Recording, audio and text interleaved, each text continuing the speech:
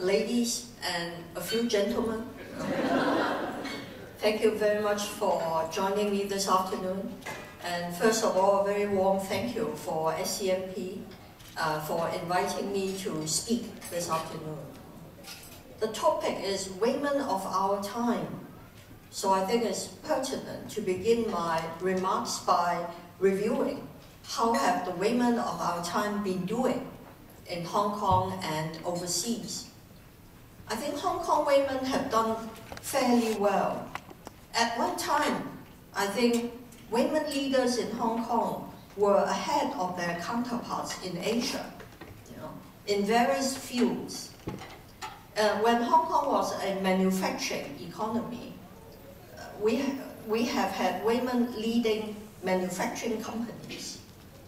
Since Hong Kong's transformation into a mostly services-oriented economy, in the private sector, women have excelled in many fields of the service economy. For example, the professions. We have many senior partners in the professions, whether law, accountancy, consultancy, architecture, and so on. In financial services, in corporate management, in the voluntary sector, in health management, and so on. And recently, younger women have managed to break new grounds and have made inroads into operational areas which were hitherto the exclusive preserve of men. For example, I understand that we now have one woman who qualifies as a master mariner, and she's working in the marine department now. A master mariner is someone who is qualified to command a commercial vessel. Now, we have a first in Hong Kong now. And in the government flying service, we now have 2 women pilots able to fly rotary wing aircraft, that is helicopters, and 1 more pilot in fixed wing aircraft under training. And I understand that in commercial airlines, the numbers of female pilots are increasing. And the developments in Hong Kong mirror the developments outside Hong Kong, for example, in corporate America. Although in corporate America, women remain the minority, and I'd like to quote from you some figures from recent figures cited by Bloomberg Business Week. Among the companies included in Standard & Poor's 500, there are only 24 CEOs, female CEOs, representing 5% of the CEOs in the Standard & Poor 500 companies. However, we now have in the US CEOs, female CEOs, leading companies well known for their leadership in hard science and technology. For example, we used to think of female CEOs as head of companies like maybe Avon, cosmetics, fashion. But now actually we have female CEOs leading companies like General Motors, IBM, General Dynamics, an aerospace company, and Lockheed Martin. And how did they manage to do that? Because these women, they have been able to master the hard science and technology. And they have been able to do well in operational jobs as they move up their career ladder. And that's why they are where they are today. So in Hong Kong, the same is happening. And coming back to the sports area, which is the subject of some comment recently. The first gold medal was won by a homegrown sportswoman, Li Lai-shang, back in 1996. She won the first gold medal for Hong Kong in windsurfing. Since then, many outstanding women athletes have followed her footsteps. There are so many names. I'd just like to mention one particularly impressive one, Sarah Li Wai-si, from our own Hong Kong Kowloon East area, who is a world-class track cyclist. and won a bronze medal for Hong Kong in the 2012 London Olympics for track cycling. How about in the government sector? As we were chatting just before the start of my remarks, Hong Kong women seem to do a bit better a decade ago than at present at the political tier in the government. In the cabinet of the first chief executive of Hong Kong, Mr. Tung Chee-hwa, in fact, in his first cabinet, you may recall there were quite a number of women filling the most important positions, including Mrs. Anson Chan serving as Chief Secretary, Ms. Elsie Leung serving as Secretary for Justice, Mrs. Lily Yam serving as Commissioner Against Corruption, and myself first serving as Director of Immigration and then Secretary for Security.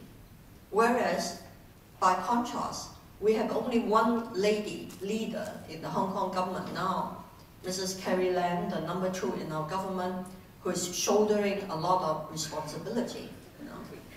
Well, I leave it to you to draw your own conclusion as to whether our government might perform better if there were more women.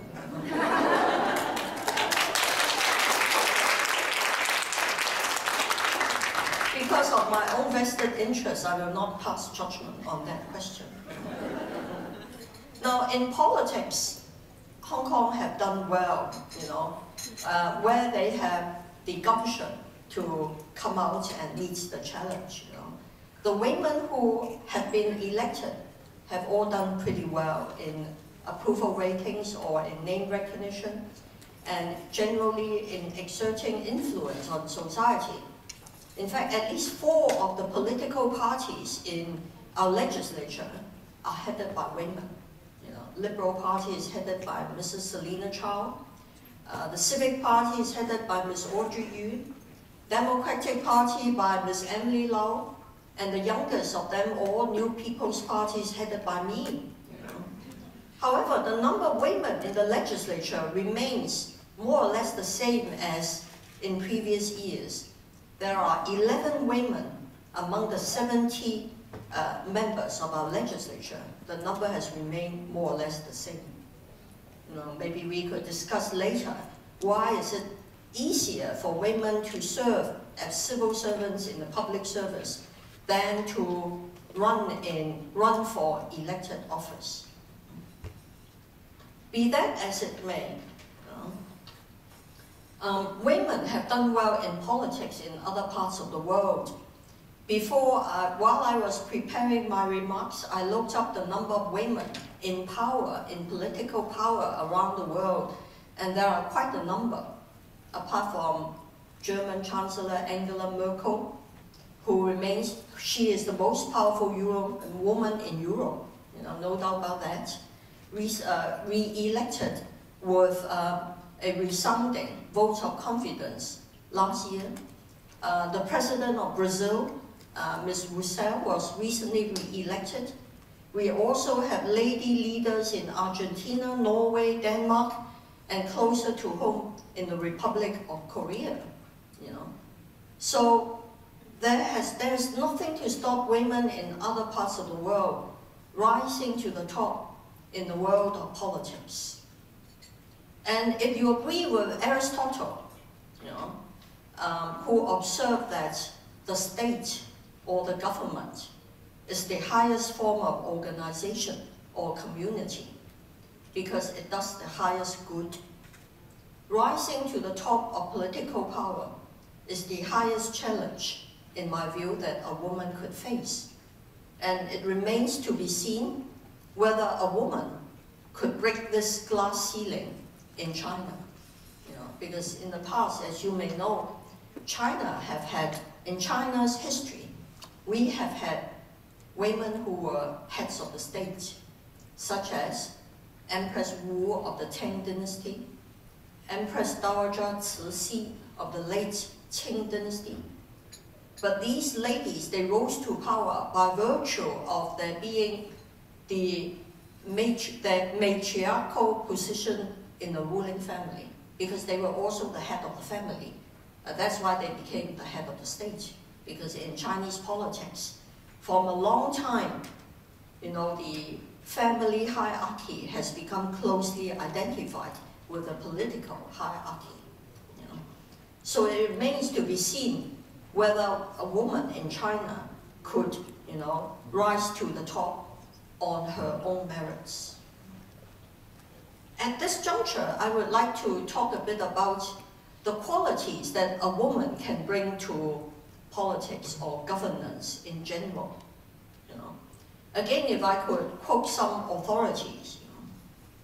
According to the ancient Yin and Yang school of Chinese philosophy, which reaches back to pre-Qin, times, that is before 221 BC.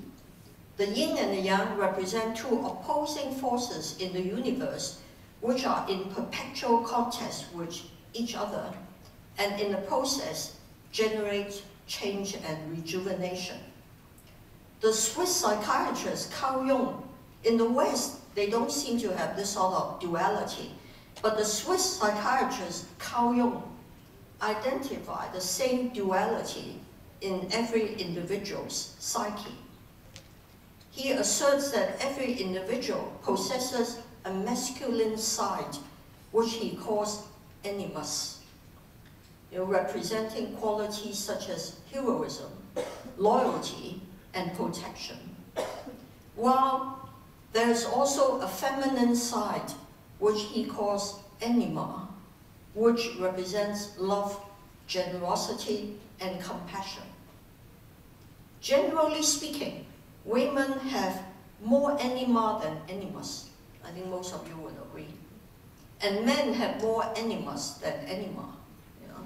And it is seldom that an individual will have these gender characteristics in equal proportion. So that's the observation of Carl Jung. In recent years, scholars studying leadership have put forward the idea that the feminine style of leadership may be the leadership model which offers hope for the future. A scholar has said, tomorrow's leadership will be a women's world. The gentleman here might disagree. And if I could cite another authority, Harvard Professor Joseph Nye, who was formerly the head of the Kennedy School of Government, in his book, The Powers to Lead, he said so. He quoted other scholars who said so. The masculine leadership style is assertive, competitive, authoritarian, and focused on commanding the behavior of others. The feminine style is collaborative, participatory, integrative, and aimed at co-opting the behavior of others. I personally believe that no one can rely on simply a masculine or a feminine style of leadership to deal with today's complex problems. But in today's flat world, a leader is more likely to find himself or herself at the center of concentric circles rather than at the apex of a hierarchy. In this sort of structure, it may be a leader may be better able to achieve his or her objectives if he or she does so by enticing and attracting others rather than by command and control. If you just look at the situation in Hong Kong right now, you can think for yourself which is easier, to disperse the crowd by force, by command and control, or whether to entice them to do otherwise by representing the values that they want to follow. So these are the questions I want to pose for today's discussions after my brief introductory remarks. What sort of leadership style is best suited for today's world and for Hong Kong's situation? can women lead? What sort of qualities can women bring to the leadership table? And then can they do better than men? So with these brief remarks, I think I'll just stop there and let you ask questions. Thank you.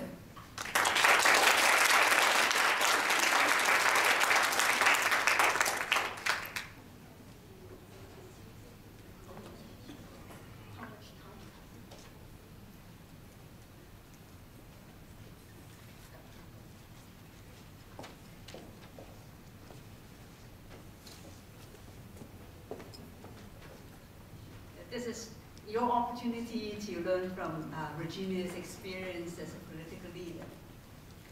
Questions?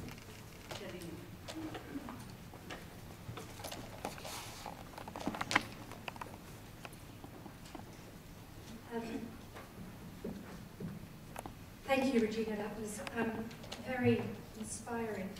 I have two questions/comments.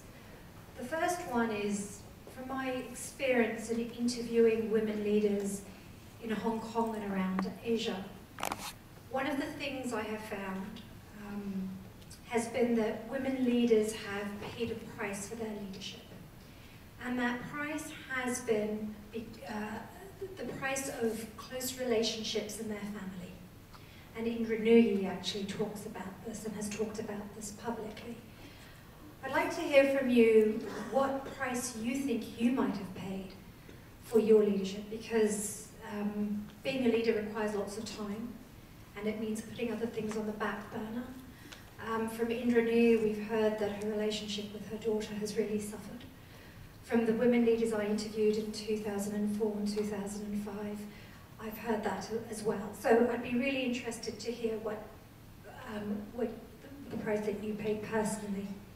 The second question/comment is, if Hong Kong women all participated in voting for our leader, and we were more fairly represented in the election process, that we actually nominated our leader, what do you think would be the difference in the leader we would get if our voices, our needs, our concerns were heard through the ballot?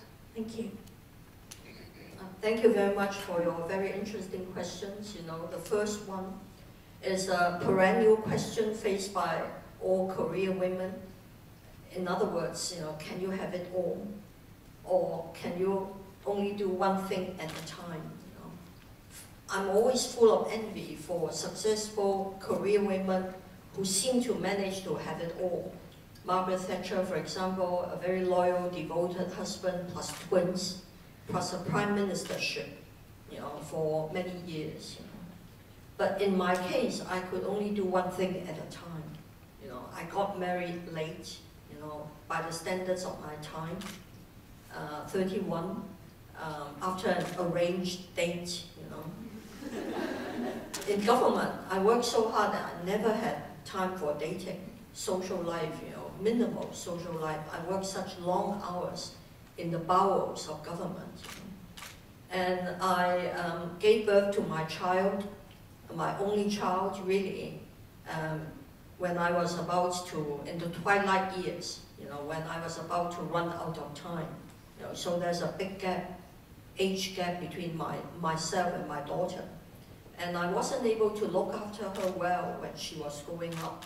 For that reason, that was a big part of the reason I decided in 2002, before Article 23 became an issue, to go back to school and to take her to boarding school, because she was not doing well in Hong Kong.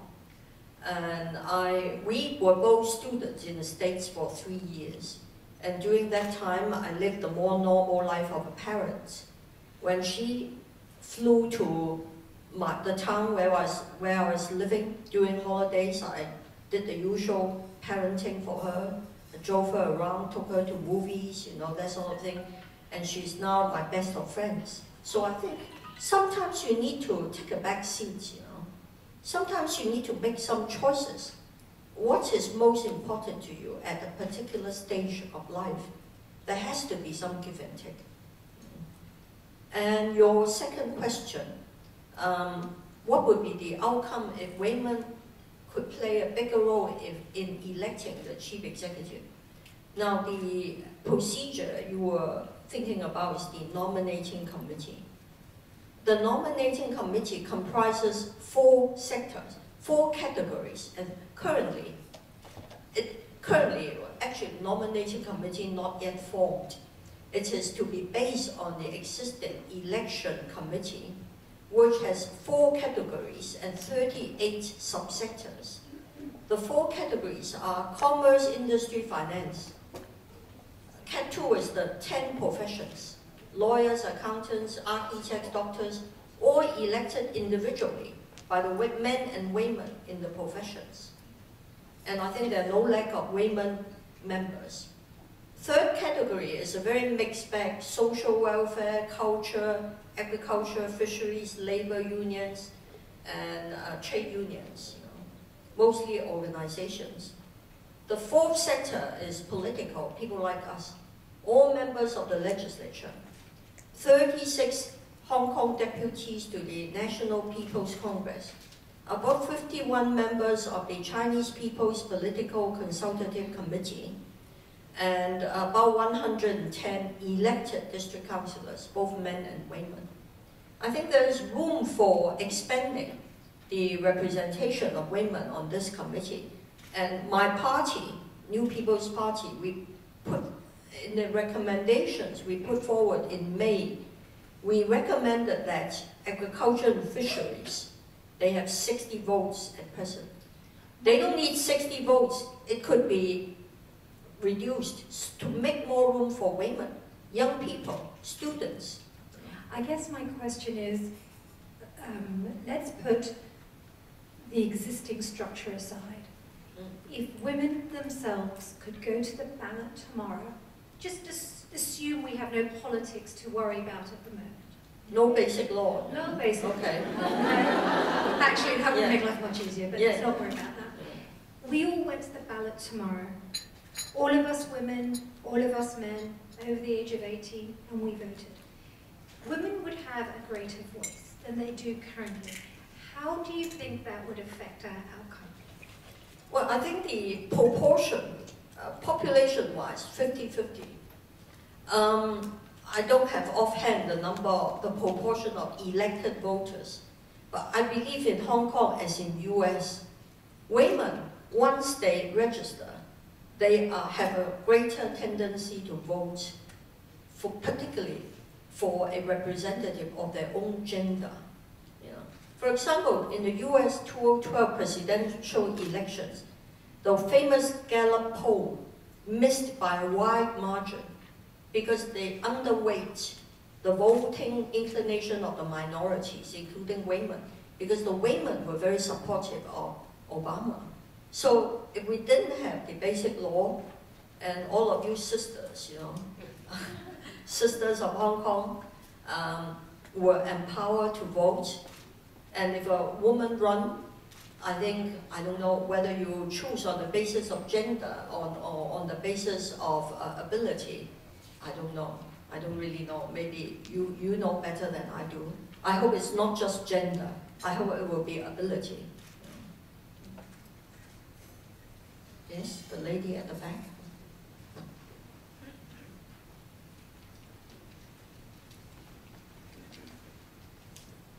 Thank you. We're talking about if more women would be able to vote, but anybody who registers, who's a resident here, can vote. So it's up to the women to register, and it's probably also up to the women to stand in their own constituencies, don't you think? Yes. In Hong Kong, irrespective of your nationality, so long as you are a permanent resident, ordinarily resident here for 7 years, you can register as a voter.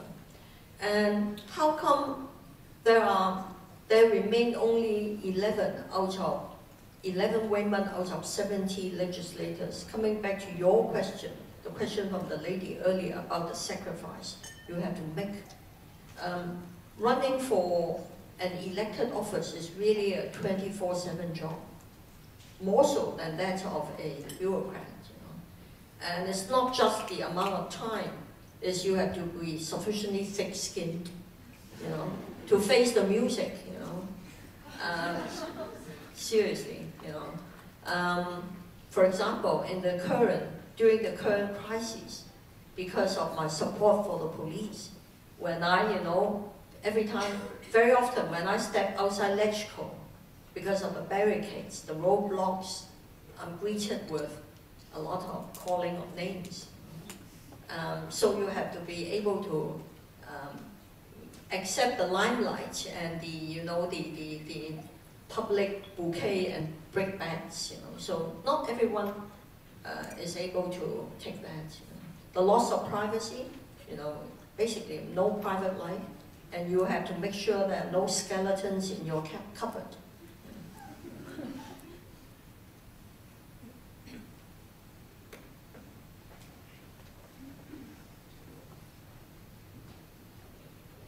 Hi, my name is Isabella.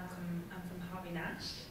I have a question around how you think that we can engage more male representatives to be catalysts for women in politics, and how they can kind of act as, I suppose, mentors, and so we really get the buy-in from not just women, but also the community of men. That's a very interesting question. I think my first comment is, how do you think men would react to women in leadership positions? In the old colonial days, we had very senior officers who used to say, local male officers in the colonial government, who said that a woman could not be secretary for economic services because the tycoon would not accept her. But Anson proved that she was acceptable. She got on really well with all the tycoons, And then there were people who say a woman could not head up a disciplined service. The men would not accept her. I mean, as many of you might know, I get on very well with my staff, all the men in uniform. In fact, they think that the men in uniform who have worked under me, they probably think that a woman leader is better able to care for them. Because a woman, by definition, because of her role in the family, is a caregiver, where you have greater intersection of knowledge and empathy and compassion. So I'm not sure women have all that much to learn from men, But of course, I learned a lot. I learned a lot from my male leaders in the colonial days, And I'm not really sure today that we necessarily need men to be our mentors.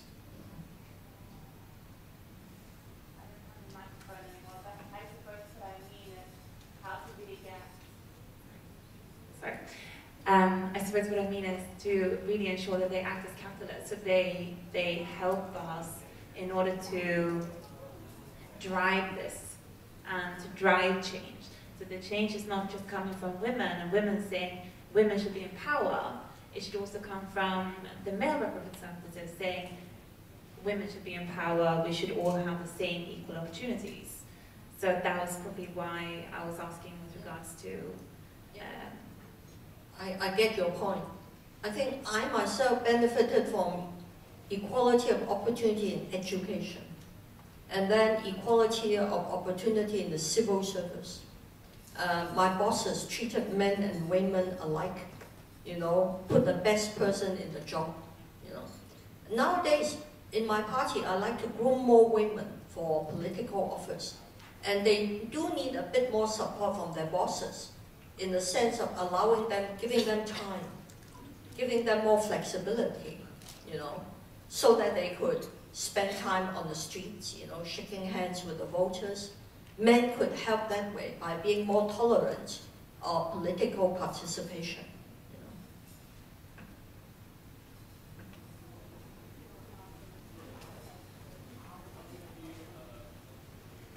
Regina. Well, Silicon Valley has always been a trailblazer in innovation, and the latest one comes in the form of employee benefit, with the freezing of eggs. I'd like to get your perspective on that, please. Well, my understanding is, although Silicon Valley has female leaders, Yahoo, Facebook, and all that, CEO and COOs, executive pay for women still lag behind that of men in the private sector in the US. In the government, we achieved equal pay and benefits, I think in the 80s. But the Female Senior Government Officers Association, we had to ask for it. We campaigned for it. And our bosses agreed to equal pay and benefits. You know. But for that, do you know what the men did as the price we paid? They decided to publish our date of birth. Seriously. You know, in the old days, that is hidden from the public view. Now, since then, in staff biographies, everything is laid before the public. Women to be treated like men, no more personal secrets. You know. But in the private sector, it's really for the leading women who are fostering change to fight for equal compensation by dint of their ability and their achievements. Have I answered your question?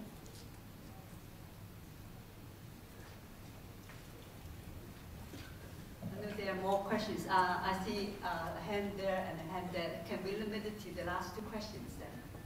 Yes. I think Susan, you had the question. Thank you, Regina. I actually wanted to ask your view about the role of media in today's world. I think we all know that whatever goes on nowadays comes under media limelight, particularly in politics. Filibustering, all the posturing, whatever is put out is for the sake of the media.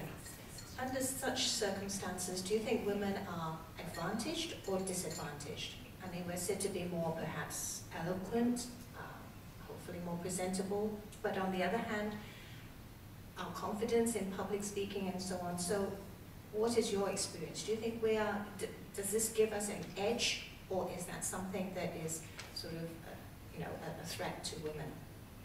I think women definitely advantaged in the, media-oriented world of politics, because politicians everywhere have to play to the gallery. They have to be able not only to think on their feet, also to talk on their feet, and to give the media the right sound bites and the quotable quotes. I think women have done well.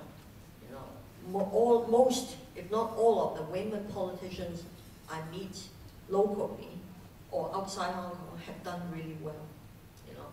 And they seem to do better than men in having the common touch, able to communicate with people, do the ordinary things of life, going to the wet market, holding babies and all that, And the media world is also dominated by very capable, eloquent ladies, But of course, women suffer in one respect. Women in public limelight, still a fair amount of gender discrimination. In that men tend to pinpoint how you look, your hairstyle, your hemline, your neckline, and all that, And I have come across many discriminatory remarks, And I have taken my complaints to Anna Wu when she was Equal Opportunity Commission Chairman. We went over all that and decided that there cannot be any legal sanctions, We can only just leave it to, to moral suasion, So the problem remains. Men are rarely subject to comment on their hairstyle or lack of hair, but women continue to be so. So that's something. That's one disadvantage we have to face. I think that's the last question from America.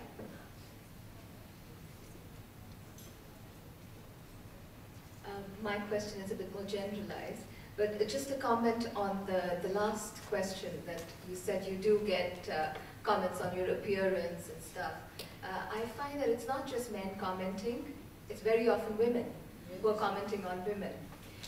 My question was, if you had to list the most important barriers to women rising to leadership positions, what would your listing be?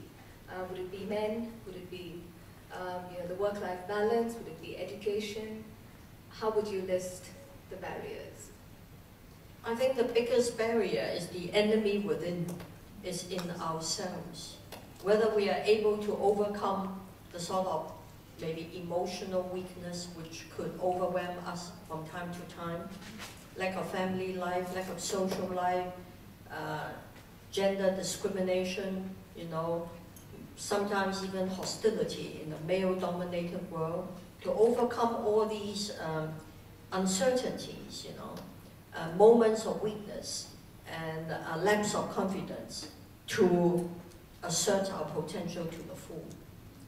If we could overcome all this, I think there is nothing to stop a woman from breaking all barriers. Thank you very much, Regina, for sharing your experiences of competition and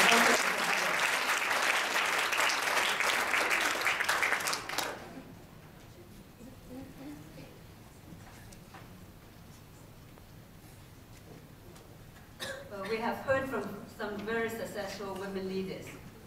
On the other hand, what is the status of gender equality at the workplace in Hong Kong?